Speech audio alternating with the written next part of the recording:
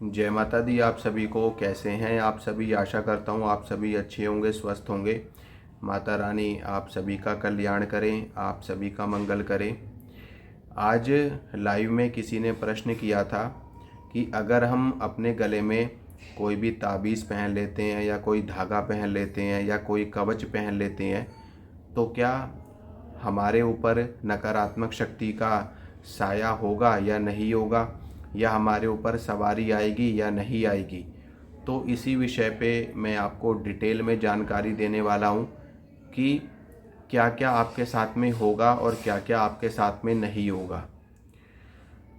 देखिए, क्या होता है कि जब आप अपने गले में किसी भी तरह का कोई धागा पहन लेते हैं, किसी भगत के द्वारा दिया हुआ, या आपने स्वयं अपनी साधना से उसे सिद्ध किया है, या आप कोई कवच पहन लेते हैं, कोई ताबीज़ पहन लेते हैं जिसे आपने अपनी साधना से सिद्ध किया है या फिर किसी भगत ने आपको दिया है, और आपके ऊपर कोई भूत प्रेत की दिक्कत है ना। कई बार होता है लोगों के ऊपर भूत प्रेत की दिक्कत होती है, तो वो लोग भगत के पास जाते हैं और कई भगत उनको धागा दे देते हैं पहनने के लिए, ताबीज़ पहनने के लिए दे देते हैं, ठीक है। और उससे वो ठीक भी हो जाते हैं, क्योंकि क्या होता है, ये जो कवच होते हैं या धागे होते हैं या जो ताबीज़ होते हैं, ये देवताओं की शक्तियों पर कार्य करते हैं, ठीक है।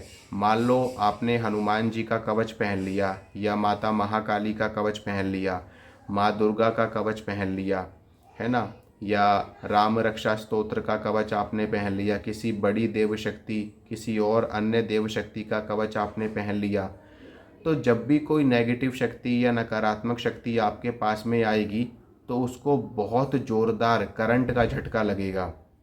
जिस प्रकार से कई बार गलती से आपकी उंगली किसी भी तरीके से सॉकेट में टच हो जाती है या अर्थिंग आ रही होती है तो आपको बहुत ज़ोरदार झटका लगता है।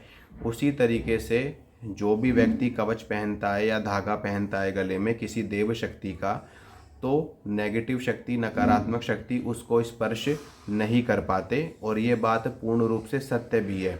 बहुत सारे लोग ऐसे हैं जिन्होंने कवच धारण किए, धागे पहने और उनको आराम हो गया, लेकिन ये परमानेंट सॉल्यूशन नहीं होता है, ये टेम्परेरी सॉल्यूशन होता है।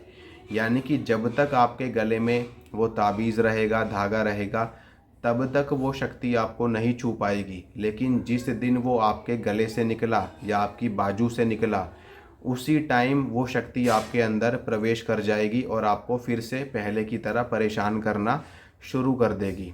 इसलिए कवच, धागा, ताबीज़ ये परमानेंट सॉल्यूशन नहीं है, टेम्परेरी सॉल्यूशन है। अब बात करते हैं कि अगर मान लो आपने गले में ताबीज़ पहना है या कवच पहना है तो क्या आपके अंदर सवारी आ सकती है।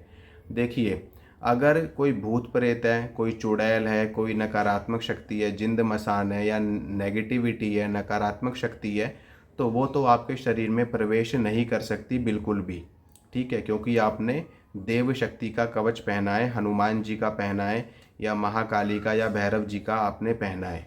लेकिन अगर कोई देव शक्ति है जो हनुमान जी के समान ही शक्तिशाली है, बलवान है, या देव शक्तियाँ हैं, पंच देवताओं की शक्तियाँ हैं, ठीक है, तो वो शक्तियाँ आपके शरीर में आ सकती हैं, क्योंकि उनको ये कवच नहीं रोक सकता। जैसे कि मान लो हनुमान जी हैं, माता काली हैं, माँ दुर्गा हैं, भगवान शिव हैं या भगवान विष्णु हैं। वैसे तो खैर इनकी सवारी आती नहीं है शरीर में, ठीक है। भगवान शिव, विष्णु, दुर्गा जी, भगवती महाकाली, इन सभी की सवारी शरीर में नहीं आती, इनके गण आते हैं, इनके दूत आते हैं, ठीक है, या भैरव जी हैं।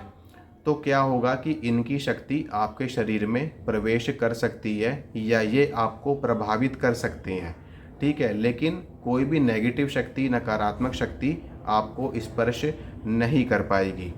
अगर आपके ऊपर किसी ने तंत्र कर दिया है, कोई तंत्र में आपके ऊपर कोई मसान चला दिया है, कोई जिंद आपके ऊपर भेज दिया है आपका वशीकरण करने के लिए, होता है ना, बहुत से लड़के वगैरह जो होते हैं महिलाओं का वशीकरण करने के लिए उनके ऊपर शक्तियां चलवा देते हैं, या बहुत सी महिलाएं लड़कों के ऊपर वशीकरण करने के लिए क्रियाएं करवा देती हैं। मेरे पास भी बहुत सारे लोग ऐसे आते रहते हैं, पूछते हैं मुझसे, पर मैं ये सब काम नहीं करता। बहुत सारे मैसेज ऐसे आते हैं इंस्टाग्राम पे भी और व्हाट्सएप पे भी लोग करते हैं।